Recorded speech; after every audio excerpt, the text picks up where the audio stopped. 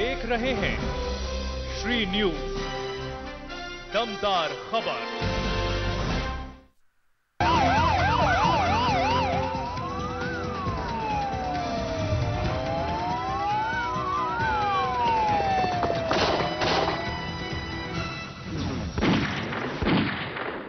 कहां से आए थे नक्सली, कैसे थे हथियार, नक्सली क्यों बने डॉक्टर और क्यों लाश पे नाचे नक्सली।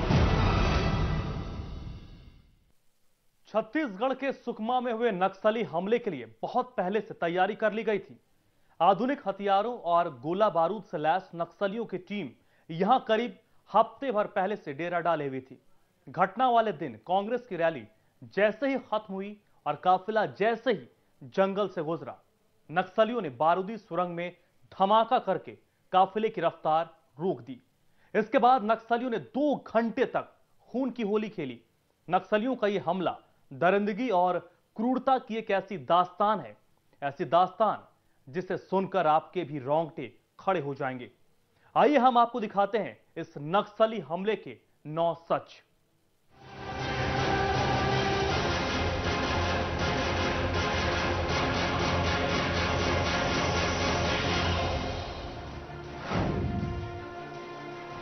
जगदलपुर में हुए नक्सली हमले के 9 सच हैं। ऐसे सच जिसे सुनकर आपको अंदाजा हो जाएगा कि हमला करने वाले नक्सली कितने क्रूर थे। जगदलपुर हमले में शामिल नक्सलियों की टीम छत्तीसगढ़ की नहीं बल्कि बाहर की थी, क्योंकि उनमें से ज्यादातर नक्सली महेंद्र कर्मा को पहचानते तक नहीं थे, जबकि महेंद्र कर्मा नक्सलियों की हिट लिस्ट में बहुत पहले से थे। हमलावर नक्सली नंद कुमार पटेल और उनके बेटे दिनेश पटेल को भी नहीं पहचानते थे। चश्मदीदों की माने तो उनकी भाषा भी स्थानीय नहीं थी। सभी नक्सली एक दूसरे से इशारों में ही बात कर रहे थे। सिर्फ कुछ ही नक्सली थे जो बात कर रहे थे।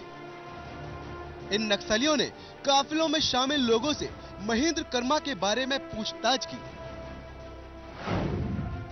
सामने 1500 नक्सलियों की शक्ल में मौत खड़ी थी, लेकिन महेंद्र कर्मा डरे नहीं। उन्हें मालूम था कि गाड़ी से बाहर उतरने का मतलब है सिर्फ मौत, लेकिन अपने लोगों को बचाने के लिए उन्होंने मौत को गले लगाना मुनासिब समझा। नक्सली महेंद्र कर्मा को नहीं पहचानते थे, इसलिए वो काफिले में एक एक आदमी से महेंद्र कर्मा के बारे में पूछ रहे थे। लेकिन जब किसी ने भी इन्हें महेंद्र कर्मा के बारे में नहीं बताया तो नक्सली एक एक करके लोगों को गाड़ी से बाहर खींचकर मारने लगे। महेंद्र कर्मा ने जब देखा कि नक्सली उनके अपने लोगों को एक एक करके मार रहे हैं तो वो खुद ही नक्सलियों के सामने आ गए। इसके बाद नक्सलियों ने उन्हें बंधक बनाया और पहाड़ के दूसरी तरफ ले गए, जहां बाद में उन्हें गोली मार दी गई। घेरने के बाद जो है कर्म जी को बोले सरेंडर हो जाओ, अब बच नहीं पाओगे आप। उस बाद जो उसको पकड़ के ऊपर ले गए पहाड़ी में ले जाने के बाद वहां उसको मार दिया। महेंद्र कर्मा की हत्या करने के बाद नक्सलियों में खुशी की लहर दौड़ पड़ी। अभी तक जो नक्सली एक दूसरे से दूर खड़े थे, वो लाश को देखकर झूमने लगे, नाचने लगे, जश्न मनाने लगे। नक्सलियों ने महेंद्र कर्मा की लाश को चारों तरफ से घेर लिया और खुशी से नाचने लगे। नाचते हुए वे नारे लगा रहे थे कि हमारा मकसद पूरा हुआ, हम जीत गए, हमने अपने दुश्मन को मार गिराया। महेंद्र कर्मा को हम लोग के सामने में मारा और हम लोग को तो पेट के बल लेटा दिया था लगातार लोगों को, और उसके महेंद्र कर्मा से गोलियों की छन्नी से भूंजा गया। उसके बाद उनको बेदर्दी से मारने के बाद उस लाश में लोग नाचे हैं, जश्न मनाए हैं कि हमने आज उसका अंतिम कर दिया। नक्सलियों की संख्या करीब 1500 थी। उनके पास आधुनिक हथियार और असीमित मात्रा में गोलियां थी, जबकि काफिले में मौजूद पुलिस वालों और सुरक्षा कर्मियों के पास सीमित मात्रा में ही हथियार थे। लेकिन इसके बावजूद आखिरी सांस तक उन्होंने किसी पर आंच नहीं आने दी। नक्सलियों के हमले का जवाब देते हुए कांग्रेस नेता विद्याचरण शुक्ला के पीएसओ आखिरी वक्त तक लड़ते रहे। इस हमले के दौरान एनएसयूआई के राष्ट्रीय सचिव निखिल भी उसी गाड़ी में मौजूद थे, जिसमें वीसी शुक्ल थे। निखिल के मुताबिक वीसी शुक्ला के पीएसओ बहादुरी से नक्सलियों की गोली का जवाब दे रहे थे, लेकिन जब पीएसओ की रिवॉल्वर में सिर्फ एक गोली रह गई तो उन्होंने शुक्ला से कहा, सर आखिरी गोली बची है, अब आपकी सुरक्षा नहीं कर सकता, इसीलिए माफ कीजिए। इतना कहने के बाद बहादुर पीएसओ ने अपने रिवॉल्वर की आखिरी गोली अपने माथे में मारकर खुदकुशी कर ली। हमले के बाद नक्सलियों ने तकरीबन 20 लोगों को बंधक बना लिया और अपने साथ पहाड़ियों के पीछे ले गए। वो काफिलों में शामिल ज्यादा से ज्यादा वीआईपी की पहचान करना चाहते थे। नक्सलियों ने काफिले में शामिल कई लोगों को बंधक बनाया। उनमें से कई डॉक्टर भी थे। बंधक बनाए गए लोगों ने बताया कि नक्सली उनसे लगातार यही जानना चाहते थे कि काफिले में और कितने वीआईपी शामिल हैं। जाहिर सी बात है कि नक्सलियों का मकसद ज्यादा से ज्यादा वीआईपीज को मारना था। गाड़ियों में आए वो लोग देखने लगे कि कौन जीवित है। जो जीवित है उनको हैंड्स अप करके उठा के ले गए। यदि आप पुलिस हैं बताइए करके। हमने कहा पुलिस नहीं है, हम डॉक्टर हैं। तो हम लोग बचे हैं और हम लोग को अन्यंत्र जगह ले जाके हम लोग को वो बंधक बनाया गया। बंधक बनाने के बाद 40-50 लोग हम लोग बंधक थे। उसमें सभी नेता के बारे में पूछते रहे। ये नेता नंद कुमार पटेल कौन है, इसमें से महेंद्र कर्मा का सुपुत्र कौन है, उनके सुपुत्र कौन है, और बड़े नेता कौन कौन है, नाम बताइए। अभी तक नक्सलियों के बारे में कहा जाता था कि वो जंगलों में रहते हैं, नई तकनीक से उनका कोई लेना देना नहीं है। इस हमले ने इस सोच को बदल दिया। इस हमले में ज्यादातर नक्सली हाईटेक थे। इस हमले में शामिल नक्सलियों के पास टैबलेट भी था, लैपटॉप भी था और लैपटॉप में इंटरनेट का कनेक्शन भी। जाहिर है कि नक्सलियों तक भी नई तकनीक की पहुंच हो रही है। चश्मदीदों की माने तो नक्सलियों को निर्देश वॉकी टॉकी और टैबलेट पर ईमेल के जरिए मिल रहे थे। एक्सपर्ट हैं वो लोग, बहुत होशियार लोग हैं। लैपटॉप भी रखे थे वो लोग, टैबलेट रखे थे, बड़े हथियार, आधुनिक हथियार रखे थे। महिलाएं नस्ली थी, पढ़ी लिखी थी, और पुरुष जो नक्सली थे वो लोग भी पढ़े लिखे थे। वो अपने भाषा में, अपने शब्दों में वॉकी टॉकी से बात करते थे। अपने कमांडर जो भी रहे उनसे बात करते थे और पूछते थे।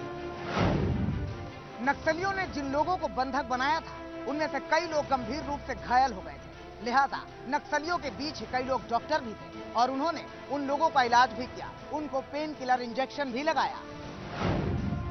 जाहिर है कि नक्सली पूरी तैयारी के साथ आए थे। उनके पास पेन किलर इंजेक्शन भी थे। नक्सलियों को जब लगा कि बंधक बने लोग उनके दुश्मन नहीं हैं, तो उन्होंने घायलों की मदद भी की। उन्होंने घायलों को पानी भी पिलाया और उन्हें पेन किलर के इंजेक्शन भी लगाए। बंधक बने लोगों में से कई डॉक्टर भी थे, लेकिन इंजेक्शन लगाने के लिए नक्सलियों ने डॉक्टरों की मदद नहीं ली, बल्कि खुद ही इंजेक्शन लगाया। हम लोगों ने डॉक्टर बताया तो लोग पानी भी पिलाए हम लोग को, और हमारे साथियों को इंजेक्शन भी लगाए। हमला करने वाले नक्सलियों के पास दिल नाम की कोई चीज नहीं थी, इसलिए हत्या करने के बाद नक्सलियों ने लोगों के शरीर के अंग काट लिए और अपने साथ ले गए। घटनास्थल से जिन लोगों की लाशें मिली है उनमें से कई के शरीर के कुछ हिस्से गायब हैं। किसी की उंगली काट ली गई है तो किसी की आंखें निकाल ली गई हैं। माना जा रहा है कि नक्सली ही लोगों के शरीर के हिस्से काटकर अपने साथ ले गए हैं। नक्सलियों की दरिंदगी से तो सभी वाकिफ हैं, लेकिन यह पहली घटना है जब नक्सली डेड बॉडीज के अंग काटकर अपने साथ ले गए। नक्सलियों ने एक अलग तरह की गोली का इस्तेमाल किया था। शरीर में घुसते ही गोली अपना शेप बदल चुकी थी। नतीजा ये निकला कि डॉक्टरों को घायलों के शरीर के अंदर से गोली निकालने में खासी परेशानी का सामना करना पड़ा। नक्सलियों द्वारा इस्तेमाल की गई गोली या तो बिल्कुल कच्ची थी या फिर उन्होंने नई तरह की गोली का इस्तेमाल किया। घायलों का इलाज कर रहे डॉक्टर भी इस नई तरह की गोली से परेशान हैं। सामान्य तौर पर किसी भी बंदूक या रिवॉल्वर से निकलने वाली गोली शरीर में घुसने के बाद अपना शेप नहीं बदलती है, लेकिन नक्सलियों ने जिस तरह की गोली का इस्तेमाल किया वो शरीर में घुसने के बाद चिपटी हो गई।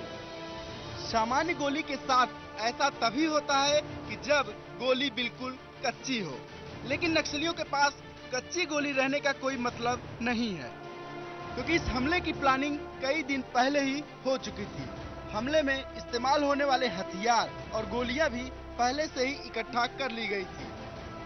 ऐसे हालात में यही लग रहा है कि लोगों को ज्यादा से ज्यादा नुकसान पहुंचाने के लिए नक्सलियों ने इस बार नई तरह की गोली का इस्तेमाल किया था। All of these are bullet injuries, and these bullets are basically raw type of bullet. They get flat once they get inside the abdomen. Normal bullet shells are not, they are not disturbed. They are not matlab they remain, their shape remains. But in these bullets they all have become very flat. ऐसा लगता है जैसे किसी ने press कर दिया हो उनको सबको, and they damage the whole abdominal wall as well as the viscera. ये गोलियां शरीर में घुसकर चिपटी हो गई हैं। इसलिए इन गोलियों को निकालने में डॉक्टरों को खासी परेशानी का सामना करना पड़ रहा है।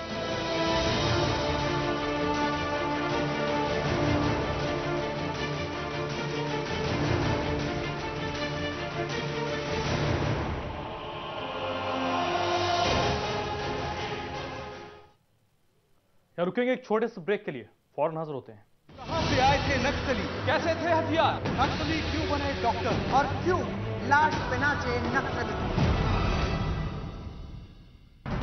आप देख रहे हैं श्री न्यूज, दमदार खबर।